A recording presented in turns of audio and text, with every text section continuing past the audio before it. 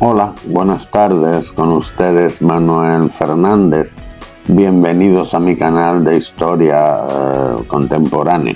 Vamos a hablar de Rusia. Rusia nació en Moscú y sus alrededores.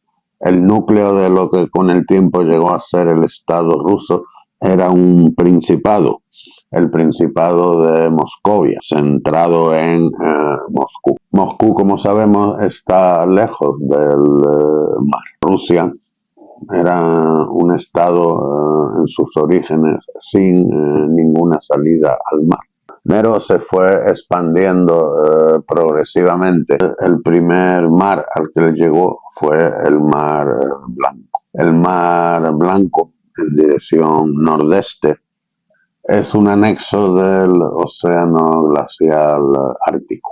A mediados del siglo XVI, Moscú instauró su control sobre las orillas de este mar. Este mar está cubierto de hielos, cerrado a la navegación durante 8 o 9 meses al año. Aún así, a mediados del siglo XVI, un navegante inglés que buscaba el paso del nordeste intentaba llegar a China por la ruta del océano glacial, encontró el Mar Blanco. Fue el primer inglés que dio noticias de la existencia del Principado de Moscú y de su soberano, el zar Iván el Terrible. En aquella época, Mary Tudor era la reina de Inglaterra. Esta fue la primera ruta marítima comercial que tuvo Rusia. Como pueden imaginar, no era muy satisfactoria porque el puerto solo se podía utilizar unas cuantas semanas en verano. En línea recta desde Moscú hacia el norte estaba el mar Báltico. El mar Báltico que ofrecía posibilidades de navegación superiores al Mar Blanco, pero que estaba controlado por potencias hostiles a Rusia, como Suecia, Lituania, Polonia. Y en línea recta hacia el sur estaba el Mar Negro, un mar de aguas cálidas conectado por el Mediterráneo, pero allí también el Imperio Turco, que controlaba el Mar Negro y del cual era vasallo el Kanato de Crimea, impedía cualquier expansión de Rusia. Iván el Terrible, en el lugar al que había llegado el barco inglés, fundó el puerto de Arcángel, aunque él creo que no le llamó así desde el principio, pero fundó el primer puerto de Rusia. Lo fue durante siglo y medio, hasta que a principios del siglo XVIII, en 1703, otro zar, Pedro el Grande, en la desembocadura del río Neva, en el Golfo de Finlandia, en una zona en la que solamente había marismas, fundó otra ciudad, San Petersburgo. La fundó con la intención de que fuese una ventana de Rusia a Europa. Deseaba romper el aislamiento de Rusia y conectarla económica y culturalmente a Europa. Pero los suecos no estaban de acuerdo, preferían que Rusia siguiese estando aislada. La consecuencia de la fundación de San Petersburgo fue una larga guerra de más de 20 años entre los rusos y los suecos, de la que ya he hablado en otro vídeo, pero que terminó con la victoria rusa y el florecimiento de San Petersburgo, que pronto se convirtió en la segunda capital de Rusia junto a Moscú. Sin embargo, el Golfo de Finlandia tampoco está libre de hielos todo el año. Durante varios meses San Petersburgo no era accesible a la navegación. Por otra parte, El Báltico es un mar cerrado. Para salir de él o volver a entrar en él hay que pasar por los estrechos de Dinamarca. Actualmente Dinamarca es un país miembro de la OTAN. Por lo tanto, la OTAN controla la entrada y la salida del Báltico y por tanto en cualquier momento puede embotellar allí a la flota rusa o a la parte de la flota rusa que está allí estacionada. A finales del siglo XVIII, los rusos consiguieron en su expansión llegar hasta las orillas del Mar Negro y conquistar el Kanato de Crimea. Esto fue en el tiempo de Catalina la Grande. Fundaron el puerto de Sebastopol, que les dio el dominio del Mar Negro. Pero, ¿qué ocurre con el Mar Negro? También es un mar cerrado y su única salida son los estrechos del Bósforo y los Dardanelos. El Bósforo es donde está la ciudad de Estambul y Turquía puede ejercer un control total sobre el tráfico marítimo que atraviesa el Bósforo. Por eso, desde hace mucho tiempo, un objetivo estratégico de Rusia es controlar el Bósforo. Y esa es la principal razón de las 20 guerras que a lo largo de su historia han librado los imperios ruso y turco. En las primeras de esta serie de guerras, Turquía era más fuerte que Rusia, pero en las últimas no era así.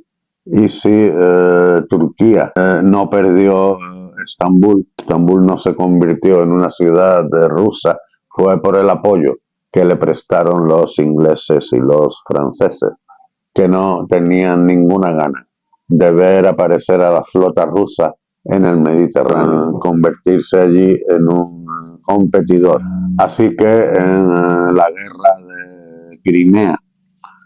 de Crimea en 1853-54, más o menos, me puedo equivocar en un año o dos, las flotas inglesa y francesa se impusieron a la rusa y lograron tomar Sebastopol, forzar a Rusia a firmar la paz en términos que garantizaban que la entrada del Mar Negro siguiese estando controlada por los turcos.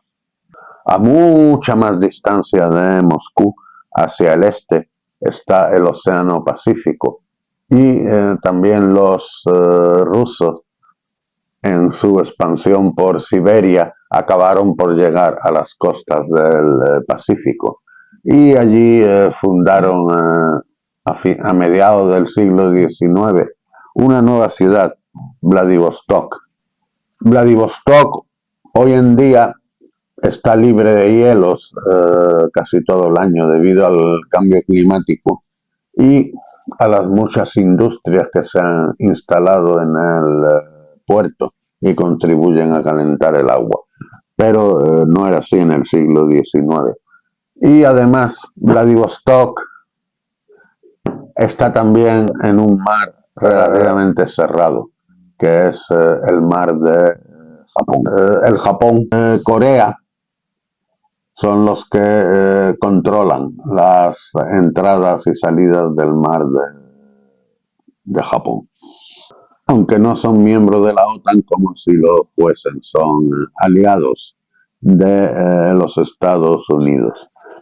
Y en un caso de guerra pueden también embotellar a la flota rusa del Pacífico en Vladivostok. Los rusos, conscientes de las limitaciones de Vladivostok, a finales del siglo XIX y principios del siglo XX, intentaron apoderarse de un puerto al oeste de la península de Corea, en el Mar Amarillo. Este puerto lo llamaron por Arthur. Fue una de las principales razones de la guerra ruso-japonesa. La flota japonesa fue la que se impuso y los rusos perdieron por Arthur. Podemos observar, es mucho más fácil vencer a Rusia concentrándose en atacar uno o más de sus accesos marítimos y cerrándoles esa ventana al mundo, emprendiendo una insensata campaña contra Moscú, como han hecho tantos de sus enemigos, Carlos XII de Suecia, Hitler, Napoleón, y todos han fracasado miserablemente. Los rusos, con una frustración histórica, no poder conseguir un acceso al mar libre de hielos todo el año y seguro que no estuviese confinado en un mar en el que sus enemigos los podían encerrar, volvieron a intentarlo en la Primera Guerra Mundial. La Primera Guerra Mundial, los alemanes les impedían salir del Báltico y los turcos, aliados de los alemanes, les impedían salir del Mar Negro. Para comunicarse con sus aliados, Inglaterra y Francia, crearon entonces un puerto en el norte de la península de Kola, también en el océano glacial ártico, pero en un lugar al que llega la corriente del Golfo, el Gulf Stream. Gracias a eso es un lugar libre de hielos todo el año. Y allí fundaron el puerto de Murmansk.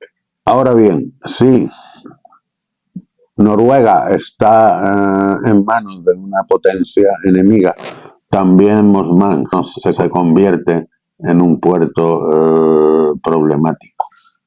Tomemos el ejemplo de los famosos convoyes de Murmansk, los barcos con suministros que ingleses y americanos mandaban a los rusos. Unos 1.400 barcos mercantes aliados tomaron la ruta de Murmansk durante la Segunda Guerra Mundial.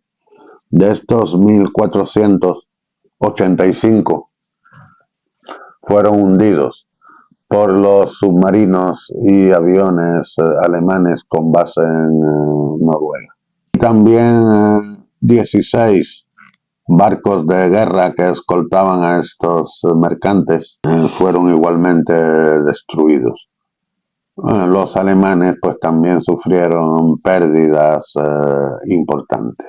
De lo que se trata aquí es demostrar cómo la ruta de Murmansk, si hay un enemigo instalado en Noruega, pues es muy gravosa, sale muy cara. Ese enemigo, la OTAN, ahora por supuesto está instalado en Noruega. Aún así, Murmansk es el puerto ideal para los submarinos, que son mucho más difíciles de interceptar para los barcos mercantes. Y es ahí donde está instalada buena parte de la flota rusa de submarinos.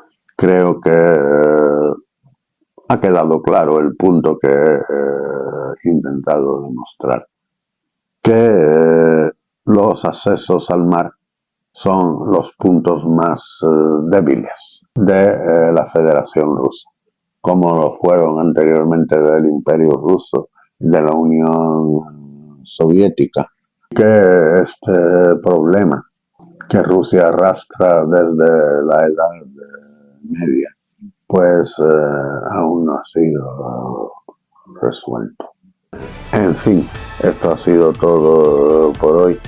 Si les ha gustado el vídeo, pues por favor denle al botoncito de me gusta.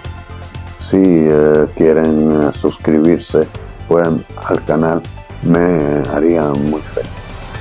Hasta la próxima.